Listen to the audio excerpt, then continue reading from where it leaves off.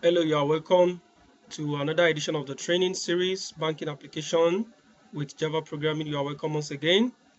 So today, we want to be able to launch our NetBeans IDE and also the WAMP server. That is our task today. And we are going to use the NetBeans to develop our first project. And we are going to do some little coding today by God's grace. So just get started with me and we are going to be on the track together. So now the key tasks we have for today is launching the NetBeans, defining a class for Java program. Every Java program must be defined in a class, which means if you are writing a program, you must define a class for that particular program. So, and also when you define a class, you define a class with a package, which means defining more than one class inside a package is very possible. A package is just like a structure or a house that can house many classes. Also, we are going to look at the overview of palette tab, project tab, and navigator tab in the NetBeans.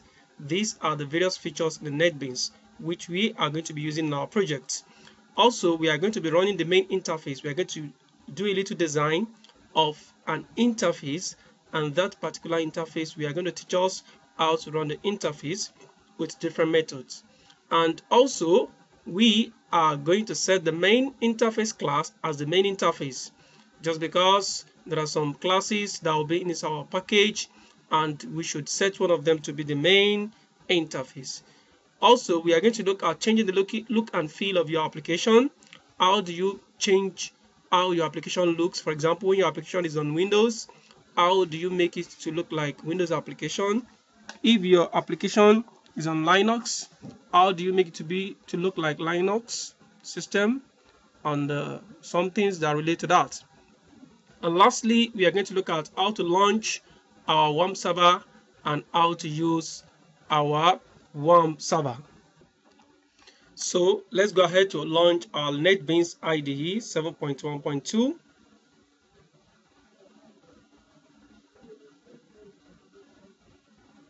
Just wait a little bit, it's going to launch very soon. So now this is our welcome interface, or we call it the start page. And from here we can define our project. We come to the file, new project, is a Java application. Click on this if you like, click on next. You can see this, the project name. So we'll give our project a name, any name you like. Let us name it bank application.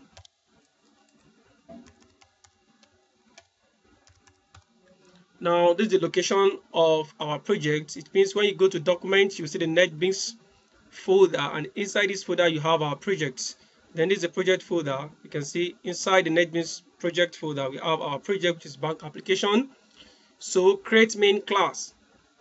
Now this particular class is going to be the main class. If you uncheck this, then it's not going to be the main class, so it's better we check it so that this particular class will be able to run. So we can click finish.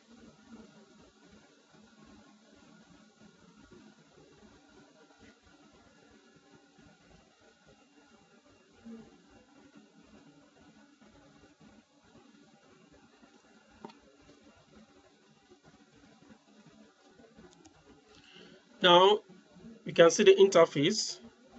If you check this side, which is the projects tab, you can see this is the banking application.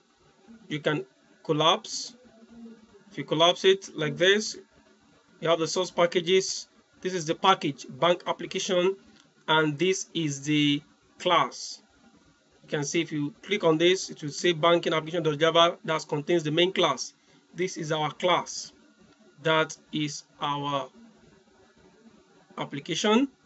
Now the next thing we need to do is to add another class to this particular package, bank application.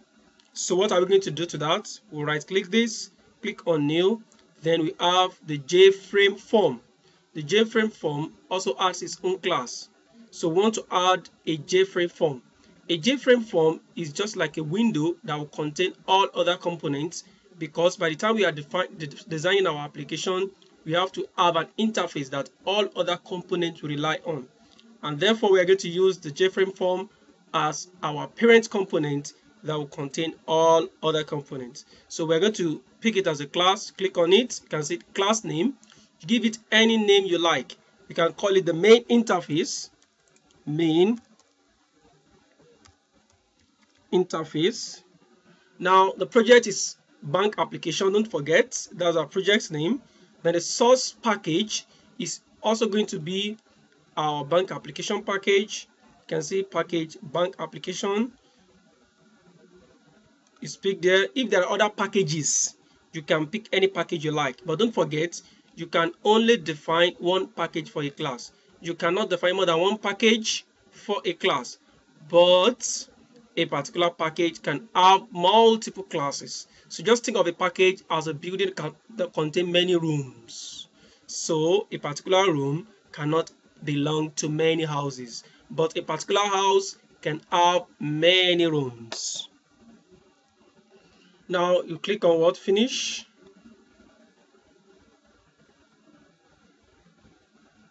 Yeah, you can see a frame appears here. So if you like, you can drag the frame to contain more spaces or to be bigger than the normal size. There's a frame now. So in this package bank application, we have the bank application.java class. We also have the main interface.java. Now look at this particular side, it's called the project side, which means any project you are developing will always reside here. You can collapse this, if you like, collapse it back, and it's going to appear at the left hand side. Now at the right hand side, we have what we call the palette. Now the palette is just your particular component that will be contained either in the main component or the parent component. For example, your JFrame is a parent component that can contain all other components. So the palette is also arranged very much. If you check this, let us rearrange this particular palette. Okay, this is swing controls. You can see now we have the swing containers, we have the swing controls, we have the swing menus, we have the swing windows, we have the swing filters, AWT bins, and Java persistence. These are the components that we are going to be using to build our application, and without this component we cannot build the application right here. So let us just introduce us to some of these components that we're going to be using alongside with our application. Let's come to the swing containers. The swing containers are the containers that will contain some of our components. For example, we have what we call the panel. The panel is a container that can contain all other components like the swing menus, swing controls. The tapped pane, let's give you an example of a panel. You can see it's just like this. So you can put all other things inside this particular panel. We have the split pane. Now the split pane is what splits your windows into two. For example, look at, you have this side and this side. If you check this side now, this side and this side is called the split pane. So if you have to, okay, drop this, you can see we have this side and this side, split pane. We used to divide a particular window into two. Let's delete this. We have what we call the toolbar. The toolbar is just like this. This is our toolbar that contains our tools. You can see these are tools. This is called the toolbar. Then we also have the tapped pane. The tapped pane makes us to use our tab. For example, look at this. This is a tab. This is another tab. This is another tab. So a tapped pane is used to build this particular interface. That's what we call the tapped pane. Now the next thing, okay, let's delete this. The next thing is called the toolbar. We have said the toolbar, the desktop pane. The desktop pane is just similar to our desktop. If you want your application to have a desktop like this, then you use the desktop pane, don't forget. Now we are through with the swing controller, the basic one we need. We go to the swing controls. We have what we call the label. Every application will have its label. Look at this, a label, this is a label. You can label your application with label. We have button. If you double click, you drop this is a button. You can use it to design your submit button, your insert button, your delete button. We also have the radio button. Check this. You can use it to create application that contains something like sex. You click on this if it is a male, you uncheck it if it's a female, and you toggle the way you like. So let's just delete this. Now the next one is our checkbox. Checkbox is something like this. You can check this and you can uncheck. It depends on what you want. That's our checkbox. Then we have our combo box. Our combo box is similar to, it's just like this. You can click on this and there will be a list of items. Anyone you like, you can pick. We also have our text feed. Now this is our text feed now. Our text feed is a particular field that will write text inside. For example, if you want to submit an application, then you can create text feed to contain the text. So we can delete this if you like. We also have the text area. The text area is similar to the text feed because you can also write your text there, but your text area can contain more text than the text field. We have the password field. For example, if you want to design your login, you have your username and the password. Use this password field to design the password login. Then we have the separator. Separator is something like this. You can see this is separator. This is separator. It separates application and the components. We have other things that are very important and we are going to be using them alongside with the application. These are properties, and these are the properties. We can set the properties for any particular component or container for any particular interface. We can set the properties as we go on to design the application. Now the next thing we want to look at is the navigator. Now the navigator will arrange the components we have been using in a very good hierarchy. The highest one is the JFrame, followed by the button, followed by the combo box. So that is the function of the navigator, just to arrange our components and tools in a very good hierarchy. Now, so far we can delete this. Let's delete this. Let's delete this. We can delete this. Now the next thing we want to look at is to run our application, our class. We want to run our class now. If you look at this is run button. If you click on this, you will see that the JFrame is not going to appear. Nothing is running. The JFrame is not appearing. And if you look at this side, this is the main class, bank application, and this is another class. Now we are supposed to call this particular main interface class whenever we run this application. So which means we can run our application, we can run the main interface class, which is this particular frame, from the bank application.java class. And how do we do that?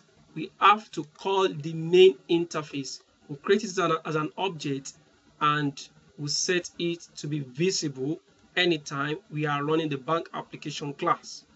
So don't forget, we are going into the bank application class, the Java, so that we can call the main interface, and anytime we run this application, the main interface will appear.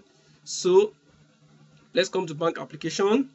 You can see public static void main string args. This is the point of execution. So we are going to clean this and say new. Now call the main interface class dot set visible. Then we pass a boolean value which is true, which means we are setting the particular class to be visible. So we just press enter, then true, that's pick the value by default. So we can come here, file, and save. Then we'll run the application now. Then you can see that it is appearing on the screen. So now another method we can also apply is to come to the source package. You right click, come to properties, we click on run, and we are going to set the main interface.java as the main class, so that anytime we are running the application, we don't need to go to bank application to run it. We run it directly from the main interface.java. So what are we going to do here? You can see bank application is set as the main class here. So we can change it and change it to the main interface. You can see that the main interface is here. We set this as the main class, so that we don't need to be calling the main interface from the bank application.java. So we click on OK, and if you like, we can delete this bank application.java because we don't need it again. We can now run the main interface on its own without calling it from the bank application class. So we can delete. Just click on this, click on refactor, and it goes away. So now let's just try to test what we have just done now. Let's just run the application. You can see it is running without the application.java class. Now the last thing we want to do for now is to set the look and feel of our application. Now the look and feel means how your application will appear, the look of the particular application. Like we're on Windows now, everything look like Windows application. If you're on Linux, it should look like a Linux application. So to set the look and feel of your application, we can go to the source. Now, one thing I need to mention, we have what we call the design view and the source view. The design view is where you design, and once you click on the design view, then all these palette and properties come up. We have the source view. You can see that it goes a bit, means we are going to write our codes here. So this where the code is generated. Now, if you come down here, you see that we have what we call the look and feel settings code. So we just click on this plus sign. The look and feel now is Nimbus. If I like and change it to, I can change it to metal. There's what we call metal look and feel. You come to file, you save, then you run it. You see how metal look at this. This is called the metal look and feel. We also have the Windows look and feel. Just click on Windows.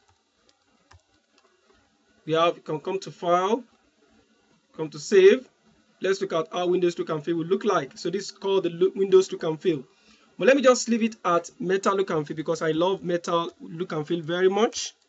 Metal look and feel. Let's click on file and save our changes. Click on this run.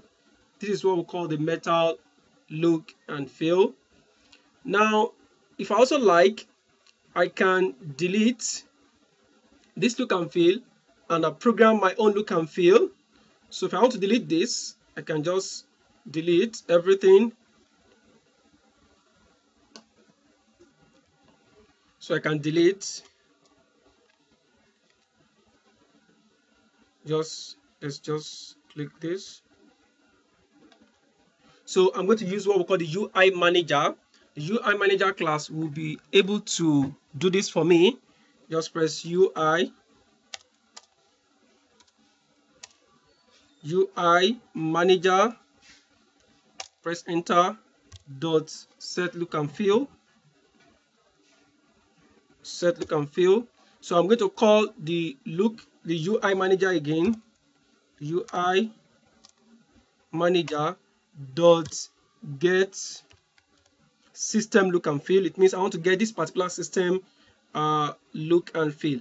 Anytime it gets to another system, it will get that particular system look and feel. If it gets to a Linux system, it's going to get the Linux system look and feel.